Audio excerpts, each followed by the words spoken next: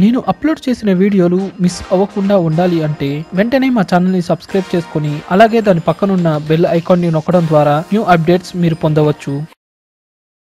Hello friends, welcome to our super comic channel. మనం ఎంతగానో ఎదురు చూసే అవెంజర్ ఎండ్ గేమ్ సెకండ్ ట్రైలర్ను రూసో బ్రదర్స్ రిలీజ్ చేసి అందరినీ ఆనందపరిచారు. అవెంజర్ ఎండ్ గేమ్ సెకండ్ ట్రైలర్లో చాలా వరకు ఎక్కడైతే Avengers Infinity War movie story line పూర్తి అవుతుందో అక్కడి నుండే ఎండ్ గేమ్ స్టోరీ లైన్ నుండి తీసుకున్నట్లుగా కనపడుతుంది.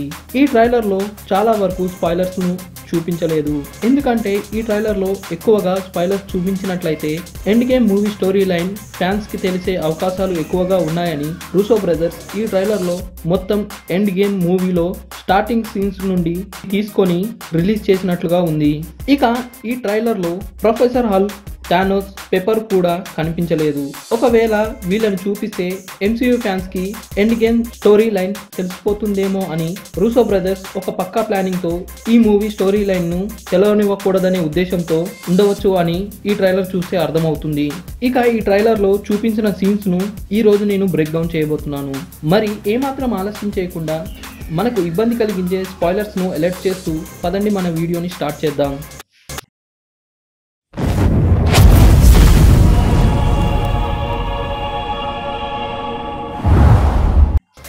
ఈ ట్రైలర్లో Avenger infinity war Thanos snap వలన మన సూపర్ హీరోస్లో కొంతమంది ఎరేజ్ అయిపోతారు. ఇలా అవ్వడం వలన మిగిలిన హీరోస్ ఎంతగానో చింతిస్తారు. ఇక ఉన్నది ఒకటే ఛాన్స్, దీన్ని ఎలాగైనా చేయి జారనివద్దు, మనలో ఊపిరి ఉన్నంత వరకు దీనికోసం పోరాడదాం అని కెప్టెన్ అమెరికా అంటాడు. ఇక ఈ ట్రైలర్ స్టార్టింగ్ లో మన లెజెండ్ సూపర్ హీరో అయిన టోనీ స్టార్క్ తన ఐరన్ మ్యాన్ జీవితాన్ని మొదలుపెట్టినప్పటి నుండి ఇప్పటి వరకు టోనీ స్టార్క్ పెప్పర్ కు ఎలాంటి సర్ప్రైజ్ ఇవ్వను అని ప్రమాణం చేస్తాడు. కానీ ఇన్ఫినిటీ వార్ లో వచ్చిన సంఘటనల వల్ల ఇదే నా ఆఖరి మిషన్, నేను తప్పకుండా తిరిగి వస్తాను అని పెప్పర్ కు మాట ఇస్తాడు టోనీ స్టార్క్. కానీ టోనీ స్టార్క్ సిచ్యువేషన్ ను చూస్తే మనకు ఎంతగానో బాధను కలిగిస్తుంది. టోనీ స్టార్క్ ప్రయాణం చేసే షిప్ లో ఆహారం ఇంకా ఆక్సిజన్ అయిపోతుంది. పెప్పర్ కోసం తన ఆఖరి మెసేజ్ ను తన ఐరన్ సూట్ హెల్మెట్ లో రికార్డ్ చేస్తూ తన ఆఖరి శ్వాస ఉన్నంత వరకు పోరాడతాను అని టోనీ స్టార్క్ బ్యాక్గ్రౌండ్ వాయిస్ తో ఈ సీన్ ను చూపిస్తారు. ఇక నెక్స్ట్ షాట్ లో కెప్టెన్ అమెరికా తను సూపర్ హీరో జీవితాన్ని ఎలా స్టార్ట్ చేశాడు అన్నది ఈ సీన్ లో చూపిస్తూ పెగ్గీ కార్టర్ బ్యాక్గ్రౌండ్ వాయిస్ ఇస్తూ ఇలా అంటుంది, ప్రపంచం మొత్తం మారిపోయింది, దీన్ని మళ్ళీ మనం వెనక్కి తీసుకురాలేము అంటూ. అలానే కెప్టెన్ అమెరికా మనకు ఉన్నది ఒకటే ఛాన్స్, దాన్ని ఎలాగైనా చేయి జారనివ్వద్దు, దానికోసం మనం ఆఖరి వరకు పోరాడదాం అని కెప్టెన్ అమెరికా బ్లాక్ విడోతో అంటాడు. నెక్స్ట్ షాట్ లో హాకై తన ఫ్యామిలీతో గడిపిన హ్యాపీ మూమెంట్స్ ను చూపిస్తూ బ్లాక్ విడో హాకైతో ఇలా అంటుంది, ప్రపంచం మొత్తం థానోస్ స్నాప్ వల్ల మారిపోయింది, దీన్ని మళ్ళీ మనం వెనక్కి తీసుకురాలేము, ఇప్పుడు జరగాల్సింది చూద్దాం, ఇప్పుడు మనం చేసే పని వలన మనం కోల్పోయినది మళ్ళీ తిరిగి రావచ్చు అని అంటుంది. హాకై ఫ్యామిలీని కోల్పోయిన బాధలో కోపంతో తన ఫ్యామిలీకి పట్టిన గతి గురించి తెలుసుకోవడానికి తను హాకై ఐడెంటిటీని వదిలి రోనిన్ గా మారతాడు. బ్లాక్ విడో కలవడంతో మళ్ళీ అవెంజర్ లో చేరడానికి రోనిన్ ఐడెంటిటీని వదిలి మళ్ళీ హాకై గా మారతాడు. ఈ షాట్ లో చూసినట్లయితే హాకై తన ఫ్యామిలీతో హ్యాపీ మూమెంట్ లో కనిపిస్తుంది. ఈ షాట్ లో మొత్తం 5 కనిపిస్తున్నారు. ఒకరు హాకై, తన భార్యగా నటించే లిండా క్యాట్లిన్, ఇక 2 అబ్బాయిలు, ఒక అమ్మాయి కనిపిస్తుంది. హాకై తన కూతురుకు షూటింగ్ ప్రాక్టీస్ చేపిస్తున్నాడు. హాకై కూతురు రోల్ లో ఇసాబెల్లా కనిపిస్తుంది అని అనుకుంటున్నాను. అవెంజర్ ఇన్ఫినిటీ వార్ మూవీలో హాకైని చూపించలేదు. ఇప్పుడు ఎండ్ గేమ్ లో హాకై రోల్ ను చాలా ఇంపార్టెంట్ గా చూపించబోతున్నారు. ఇంకా హాకై ను స్క్రీన్ లో ఎక్కువసేపు కూడా చూపించబోతున్నారు అని నేను అనుకుంటున్నాను. అవెంజర్ ఇన్ఫినిటీ వార్ నుండి ఎండ్ గేమ్ స్టార్టింగ్ వరకు జరిగిన టైంలో హాకైకి జరిగిన సంఘటనలను ఆధారంగా చేసుకొని హాకై నుండి ఒక సోలో మూవీ రావచ్చు అని నేను అనుకుంటున్నాను. ఇక నెక్స్ట్ షాట్ లో థార్ తన ఫ్లాష్ బ్యాక్ లో యాస్గార్డ్ ను ఇంకా తన తండ్రి ఓడెన్ ను చూపిస్తూ థార్ బ్యాక్గ్రౌండ్ వాయిస్ ఇస్తూ ఇలా అంటాడు, నా కళ్ళ ముందే థానోస్ స్నాప్ వలన మనలో వాళ్ళు కొంతమంది చనిపోయారు, నేను థానోస్ తలపై కొట్టకపోవడం వల్ల జరిగింది జరిగింది, ఈ తప్పంతా నా వల్లనే అంటాడు. థానోస్ తను అనుకుంది సాధించాడు. ఇక బ్లాక్ వీడోతో కెప్టెన్ అమెరికా ఇలా అంటాడు, అందరూ ముందుకు వెళ్తున్నారు కానీ వాళ్ళు కాదు అని అంటాడు. వాళ్ళు అంటే తనతో పాటు అవెంజర్స్ హెడ్ క్వార్టర్ లో ఉన్న వారందరూ అని అనుకుంటున్నాను. ఇక నెక్స్ట్ షాట్ లో బ్రూస్ బ్యానర్ కనిపిస్తాడు. ఒక్కసారి బ్రూస్ బ్యానర్ వెనుక చూసినట్లయితే కార్న్వాస్ వెపన్ కనబడుతుంది. ఆ వెపన్ పై బ్రూస్ ఏదో పరిశోధనలు చేస్తున్నాడు అని నేను అనుకుంటున్నాను. ఇదే సీన్ లో బ్లాక్ వీడో ఇంకా హాకాయ్ కనపడుతున్నారు. బహుశా హాకాయ్ రోనిన్ ఐడెంటిటీని వదిలి మళ్ళీ హాకాయ్ గా అవెంజర్ లో తిరిగి చేరినట్లుగా కనిపిస్తుంది. బ్లాక్ వీడో బ్యాక్గ్రౌండ్ వాయిస్ ఇస్తూ హాకాయ్ తో ఇలా అంటుంది, వాళ్ళు ఒక చిన్న అవకాశం కోసం ఎదురు చూస్తున్నారు, అది దొరికితే వాళ్ళు వెనక్కి తగ్గే ప్రసక్తే లేదు అని హాకాయ్ తో అంటుంది. అంటే హాకాయ్ ఏదో ఇంపార్టెంట్ మిషనే చేయడానికి వెళుతున్నాడు అనుకుంటా. హాకాయ్ ఈ మిషన్ లో ఎవరినో ఎదుర్కోవడానికి ఎక్కడో అన్నోన్ లొకేషన్ లోకి వెళుతున్నాడు. చాలా మంది హాకాయ్ మీద పడ్డ లైట్ ని చూసి అది అల్ట్రాన్ అని అనుకుంటున్నారు, కానీ అది అల్ట్రాన్ కాదు. తను ఏదో మిషన్ ని డియాక్టివేట్ చేయడం ద్వారా వచ్చిన బజర్ తాలూకు రెడ్ లైట్ అని అనుకుంటున్నాను. ఇక హాకాయ్ ఒక బ్లాస్ట్ నుంచి బయటపడుతున్నట్టు ఈ సీన్ చూస్తే అర్థమవుతుంది. ఈ సీన్ కి ముందు హాకాయ్ అవెంజర్ హెడ్ క్వార్టర్స్ లో వచ్చిన తర్వాత కెప్టెన్ రోజర్స్ ఇంకా హాకాయ్ వారికి జరిగిన సంఘటనను గుర్తు చేసుకొని చాలా బాధపడతారు. కెప్టెన్ రోజర్స్ జరిగిన దాన్ని మళ్ళీ చక్కబెట్టడానికి మనకు ఉన్నది ఒక ఛాన్స్, దాన్ని ఎలాగైనా చేయి జారనివ్వకూడదు అని హాకాయ్ తో అంటాడు. కెప్టెన్ రోజర్స్ ను కలవక ముందు హాకాయ్ ఈ మిషన్ ను చేయడానికి ఒప్పుకోడు. హాకాయ్ కి కెప్టెన్ రోజర్ నమ్మకాన్ని కలిగించిన తర్వాత తను ఈ మిషన్ ని చేయడానికి వెళ్ళడానికి సిద్ధపడతాడు. ఇక నెక్స్ట్ షాట్ లో ఒక ఇంట్రెస్టింగ్ సీన్ కనబడుతుంది. అది స్కాట్లాండ్ తను క్వాంటమ్ రియల్ నుండి బయటపడిన తర్వాత తన వాళ్ళు అందరూ ఏమైపోయారు అని తెలియని పరిస్థితిలో తన కూతురు ఉన్న ఇంటి వద్దకు వెళతాడు. కానీ అక్కడ తన కూతురు ఉండదు. ఇల్లు మొత్తం చెదలు పట్టిపోతుంది. ఒక స్ట్రీట్ పోల్ పై మొత్తం మిస్సింగ్ పోస్టర్లే కనపడతాయి. ఇది చూసి యాంట్ మ్యాన్ చాలా కంగారు పడుతూ అక్కడి నుండి ఆందోళనతో అసలు ఇది అంతా ఎలా జరిగిందో తెలుసుకోవడానికి స్కాట్లాండ్ అవెంజర్ హెడ్ క్వార్టర్ కు వెళ్లి జరిగిన దాని గురించి తెలుసుకుంటాడు. ఈ సీన్ లో చూసినట్లయితే నటాషా హెయిర్ చాలా పొడవుగా ఉంటుంది.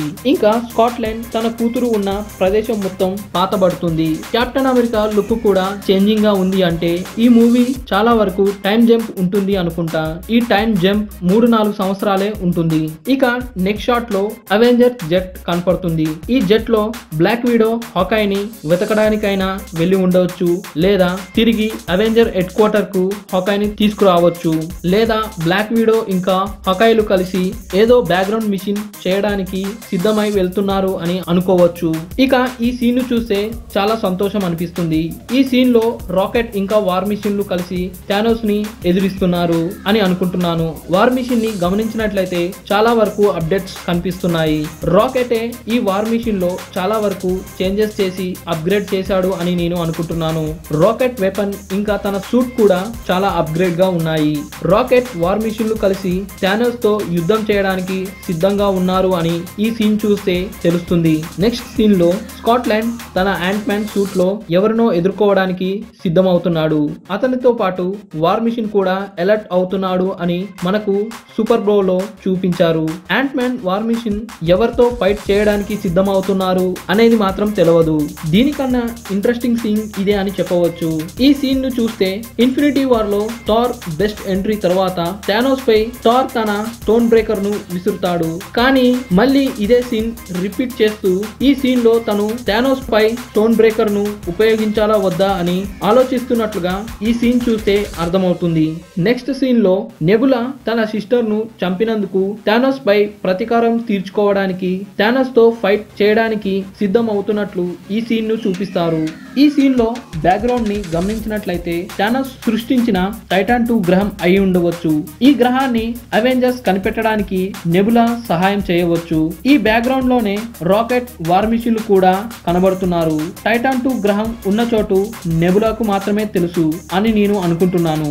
నటాషా తను చేసే యుద్ధానికి సిద్ధం అవడానికి తను షూటింగ్ ప్రాక్టీస్ చేస్తూ తనను తాను ప్రిపేర్ చేసుకుంటుంది.